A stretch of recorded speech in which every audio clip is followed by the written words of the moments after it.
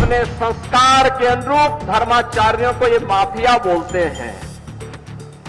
इनकी प्रवृत्ति तो देखो, औरंगजेब की आत्मा सचमुच इनके अंदर घुस चुकी है।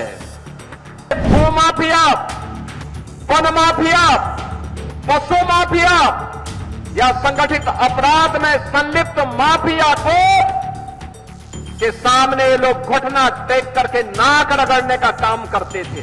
अगर किसी ने युवाओं के सपने में रोड़ा बनने का काम किया तो उस रोड़े को जबरन हटाने का काम करके, उस बैरियर को जबरन हटाने का काम सरकार करेगी।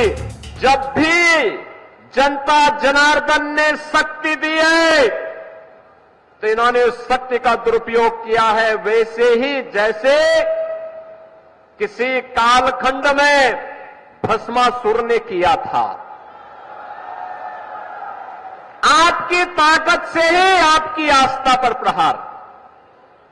अगर केंद्र में कांग्रेस की सरकार हिंदुओं को दबाने के लिए सांप्रदायिक विरोधी कानून लाने का काम कर रही थी, देश में राम सेतु को तोड़ने का कार्य कर रही थी, अयोध्या में राम मंदिर के मार्ग में बाधक बन रही थी, देश के अंदर कश्मीर में उग्रवाद को पनपा रही थी, देश की सुरक्षा में सेल लगाने का काम कर रही थी, तो समाजवादी पार्टी भी तो उसी के नक्शे कदम पर चल रही थी, उसी नक्शे कदम पे चल रही थी। गुंडागिर्दी की चरम, अराजकता की चरम, हर दूसरे तीसरे दिन एक दंगा, हर माफिया के साथ इनके रिश्ते, और समाजवादी पार्टी तो ये माफिया और अपराधियों के सामने, दुर्दांत माफिया और अपराधियों के सामने नाक रगड़ते थे और अपने संस्कार के अनुरूप धर्माचार्यों को ये माफिया बोलते हैं। इनकी प्रवृत्ति तो देखो, औरंगजेब की आत्मा सचमुच इनके अंदर घुस चुकी है।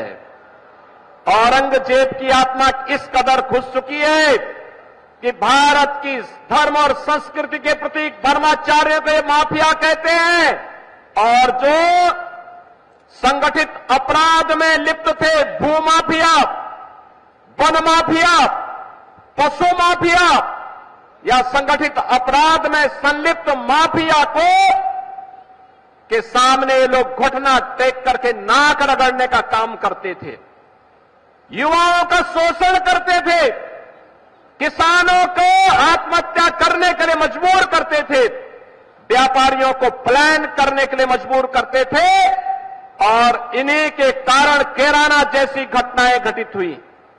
कैराना से व्यापारियों को, हिंदुओं को प्लान करना पड़ा था, कांधड़ा से प्लान करना पड़ा था, बेटी की सुरक्षा खतरे में पड़ गई थी।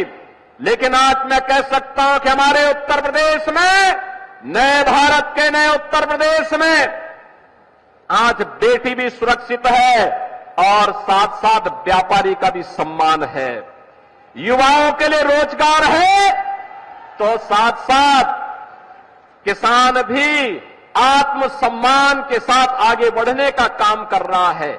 और हमने तो पहले कहा है, अगर किसी ने युवाओं के भविष्य के साथ खिलवाड़ किया तो उसके भविष्य के साथ सरकार भी खिलवाड़ करने का काम करेगी। अगर किसी ने युवाओं के सपने में रोड़ा बनने का काम किया तो उस रोड़े को जबरन हटाने का काम करके, उस बैरियर को जबरन हटाने का काम सरकार करेगी, और बैरियर बनने वालों की संपत्ति को जब्त करके गरीबों में बंटवाने का काम भी सरकार करेगी। बहनों और भाइयों, ये गुंडागिर्दी और अराजकता किसी भी स्थिति में स्वीकार्य नहीं। ये नए भारत का नया उत्तर प्रदेश है।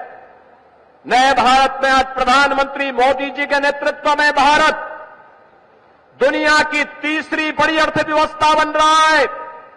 बहनों और भाइयों, भारत का तीसरी बड़ी अर्थव्यवस्था बनने का मतलब भारत के युवाओं के लिए नौकरी की अनंत संभावनाओं को आगे बढ़ाना, युवाओं के सपनों को साकार करने के लिए इस प्रकार की संभावनाओं को आगे बढ़ाना। और इसलिए प्रधानमंत्री मोदी जी ने मिशन रोजगार के एक बृहद अभियान को अपने हाथों में लिया है।